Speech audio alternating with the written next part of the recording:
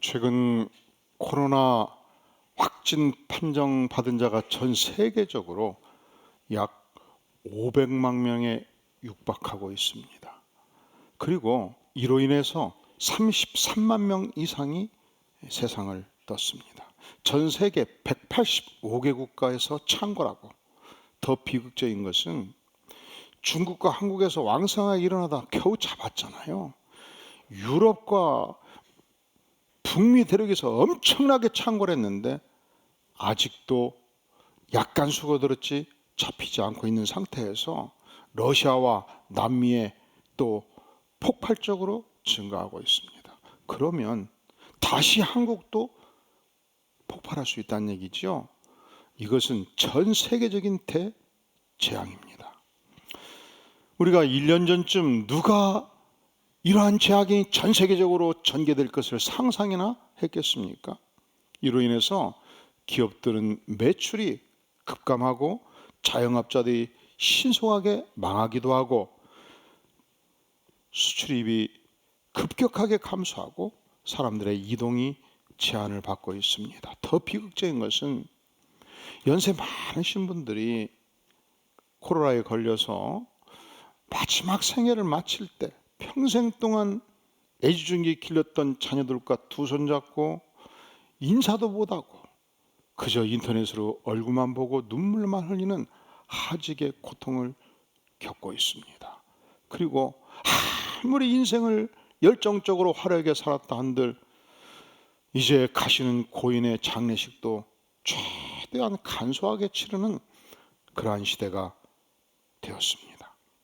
여러분, 모든 사람에게는 인생의 어느 시점에서 결국은 삶의 고통을 정면으로 마주해야 되는 순간이 찾아옵니다.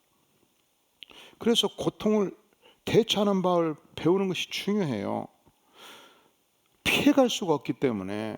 그리고 고통을 잘 대처하려면 우리 인생들이 왜 고통을 당하는가, 그 이유를 명확하게 알 필요가 있습니다. 왜 인류는 코로나의 재앙을 만나야만 하는가? 나는 왜 때로 경제적인 위기를 만나고 중병의 고통을 겪고 나만이 겪는 인생의 비극을 당해야만 하는가? 우리에게 질문이 있습니다. 그런데 오늘 약 2600년 전을 살아갔던 유대의 선지자 하박국도 그 시대에 도무지 이해가 안 돼서 두 눈을 부릅뜨고 전능하신 하나님을 향해서 외쳤던 항변의 질문이 있었습니다. 오늘 말씀에 1장 2절에 보면 여호와여 내가 부르짖어도 주께서 왜 듣지 아니하시나이까 외칩니다. 또 2장 13절에 보면 주께서는 눈이 정결하심으로 악을 참아 보지 못하시며 폐역을 참아 보지 못하시거늘 어찌하여 거짓된 자들을 판건하시며 악인이 자기보다 의로운 사람을 삼키는데도 잠잠하시나이까. 남부 유다 백성들이 범죄했습니다. 폐역했습니다. 하나님을 떠났습니다. 하나님께서 심판하십니다. 그런데 누구를 통해서 심판하시냐? 그 시대 가장 사악하고 가장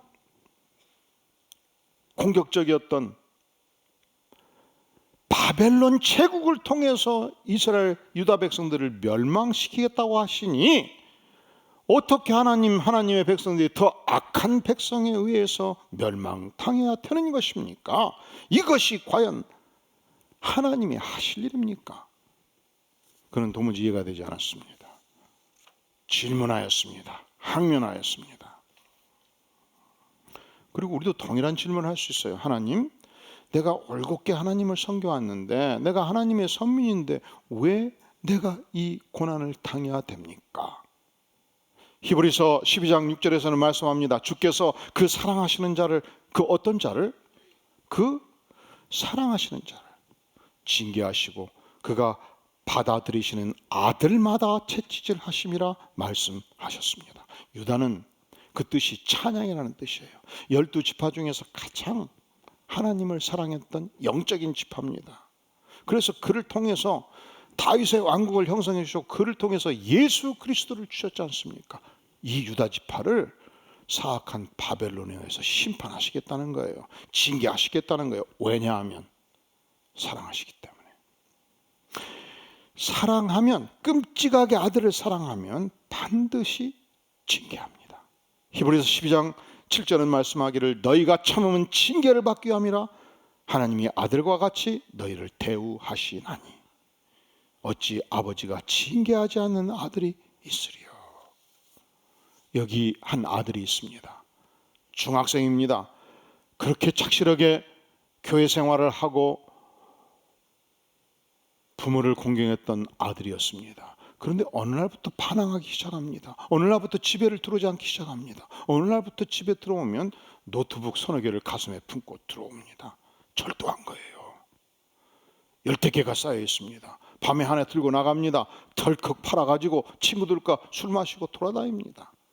그리고 새벽 2시쯤 눈 벌겋게 뜨고서 들어올 때 아버지가 아들을 기다리다가 아들아, 너가 노트북을 훔칠 때는 다 계획이 있었구나. 그러면 이게 아버지입니까? 아니지요. 아버지는 반드시 절도범으로 자라갈 수 있는 가능성이 있는 아들을 향해서 징계하셔야죠. 회초리를 드셔야죠. 그렇습니다. 하나님은 우리의 아버지십니다. 그래서 우리에게 회초리를 드시는 것입니다. 왜 하나님의 백성인 우리를 향해서 고난을 주십니까? 여러분,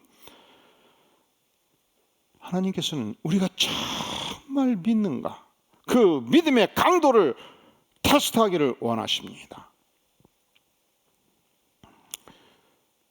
우리가 평소에 잘 믿지요.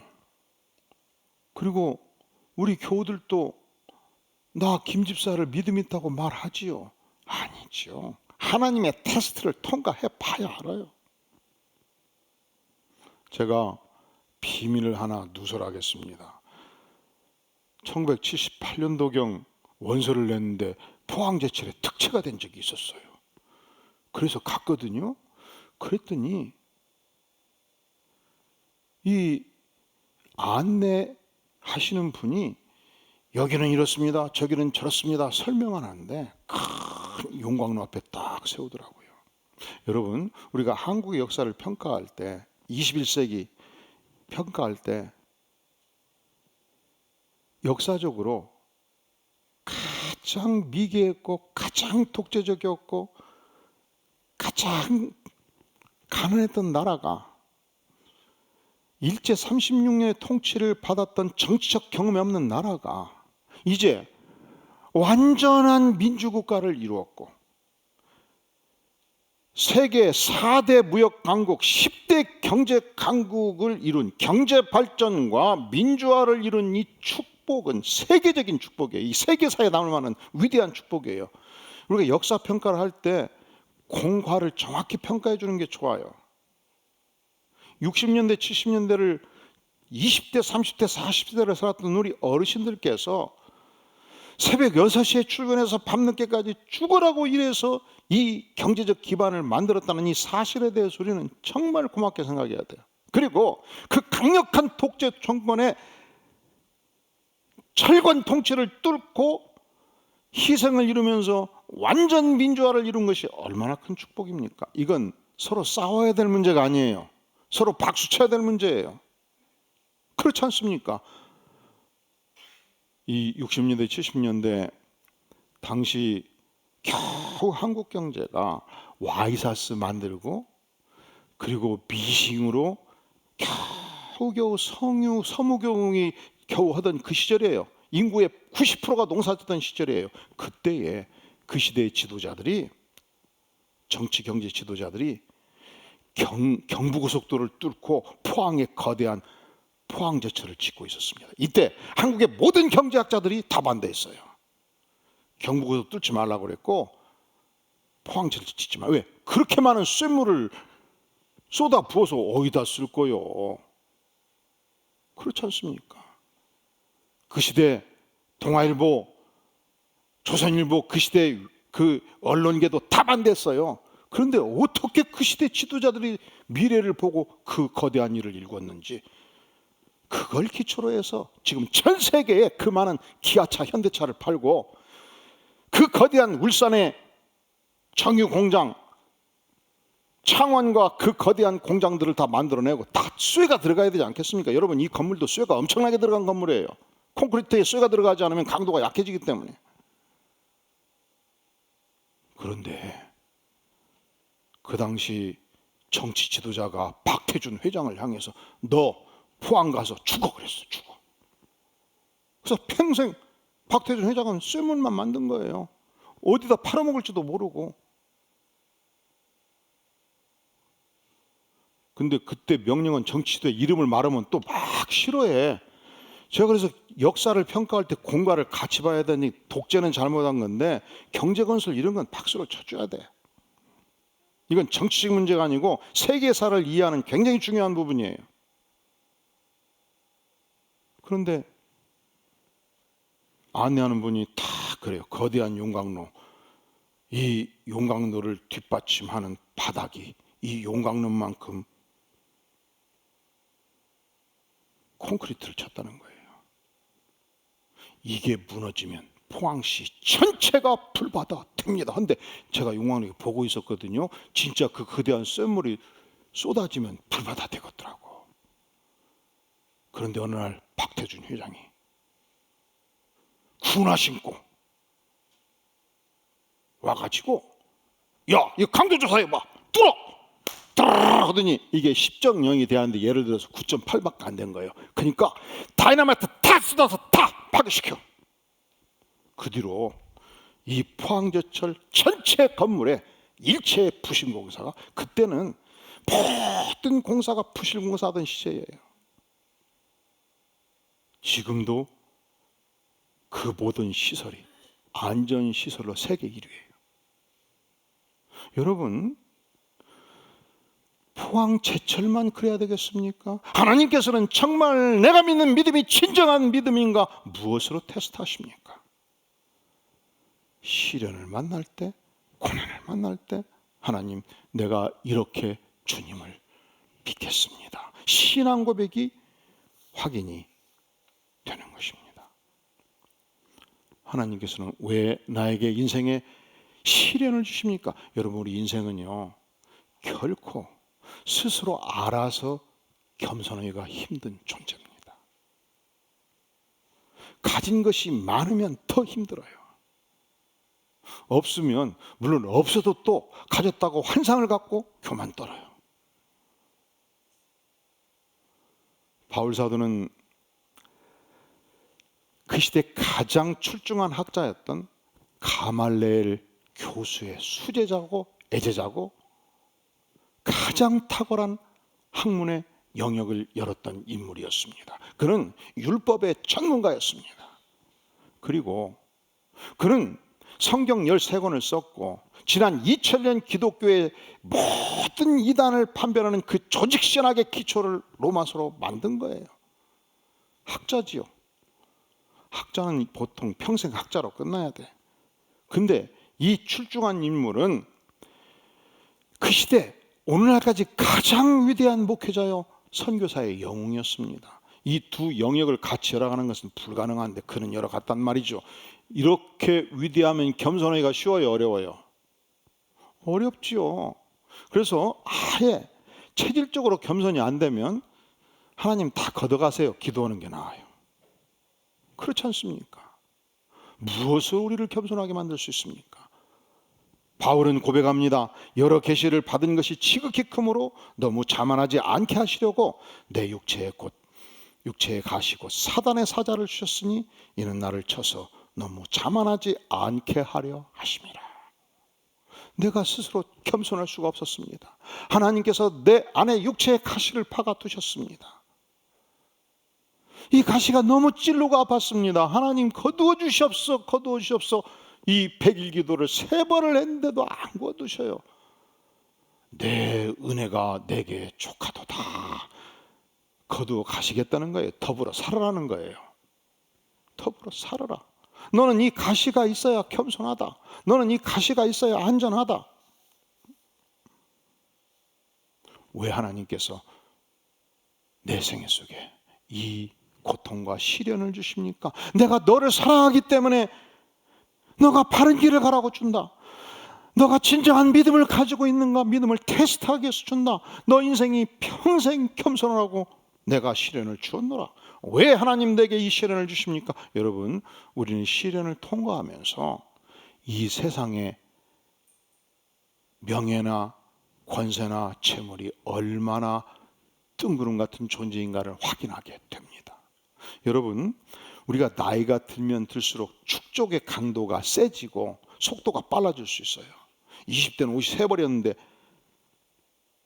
60대가 넘어가면서 막 30벌이 될 수 있고요. 어쩌다가 옷을 보니까 내가 5년 전에 입었는데 15년 전에 기억이 안 날 수도 있고요. 20대는 완룸에 살았는데 60대다 보니까 이제 저택을 갖게 됐고요. 가구도 좋은 걸 쓰게 되고요. 자전거도 자동차도 더 큰 차를 타고요. 이제는 세상이 살만하네. 아니, 세상이 너무 좋네.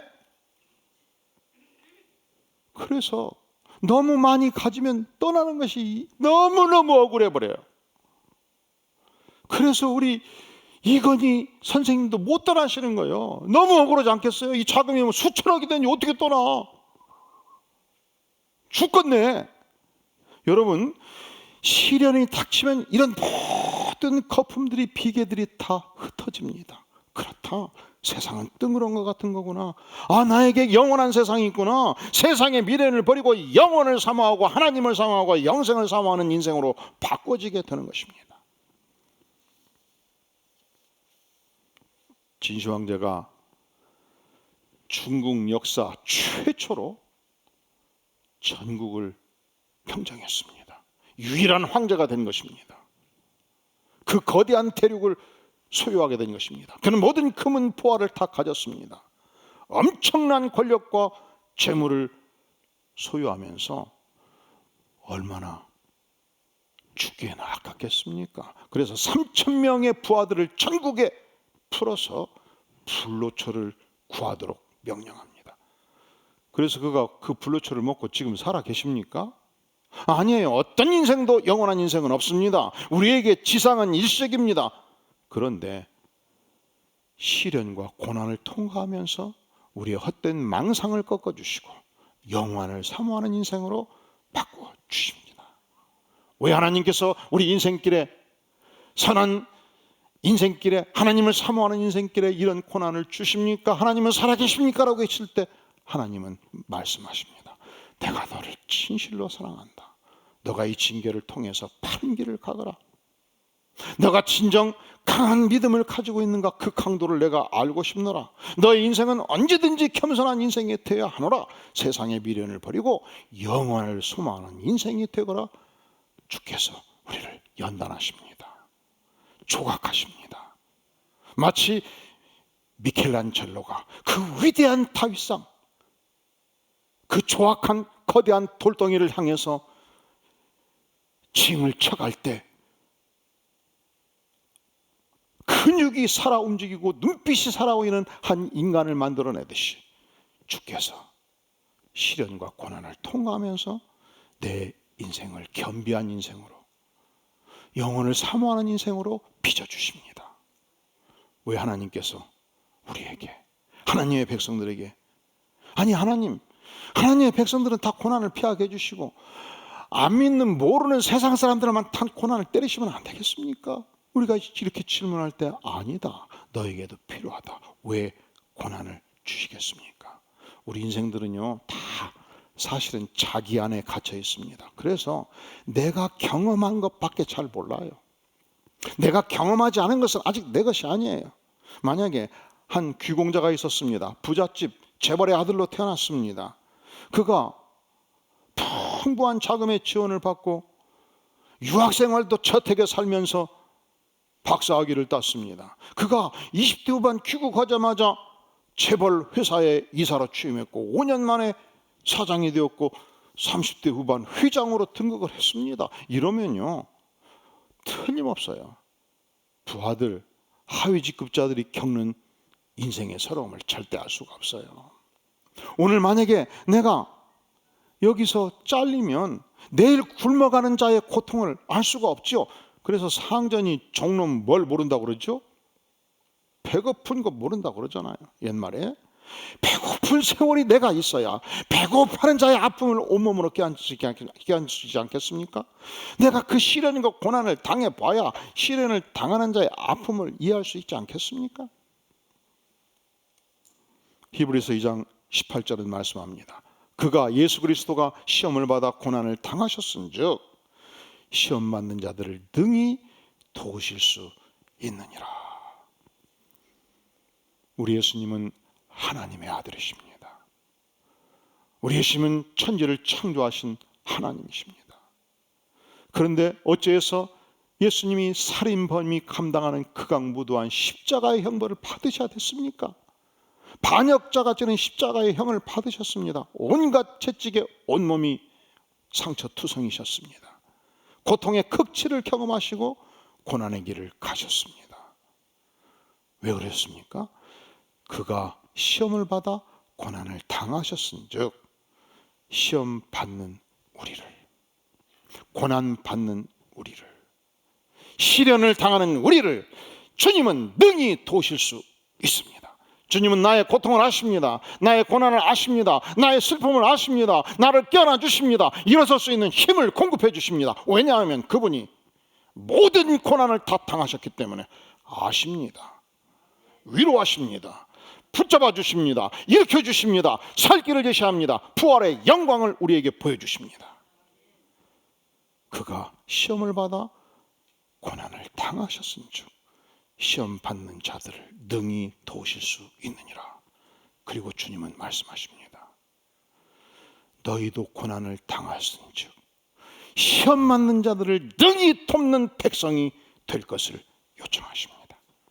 기도하시겠습니다. 영광의 주님, 그렇습니다. 우리는 하나님을 원망하며 질문할 수밖에 없는 존재였습니다. 주님, 하지만 우리가 이 고난의 시련을 당하면서 겪으면서 하나님의 사랑인 것을 알았습니다. 강한 믿음으로 무장할 것을 요청하시는 것을 알았습니다. 겸손하기를 구합니다. 영원을 소망하며 주님 이 땅에 아파하는 영혼들을 껴안으며 위로하며 살기를 원합니다. 주님, 주의 사랑하는 백성들에게 고난 당할 적마다 예수님의 심성, 예수님의 십자가, 예수님의 은총으로 넘치게 부어주시고 미래를 선하게 열어주시옵소서. 예수님의 이름으로 간절히 기도하옵나이다. 아멘.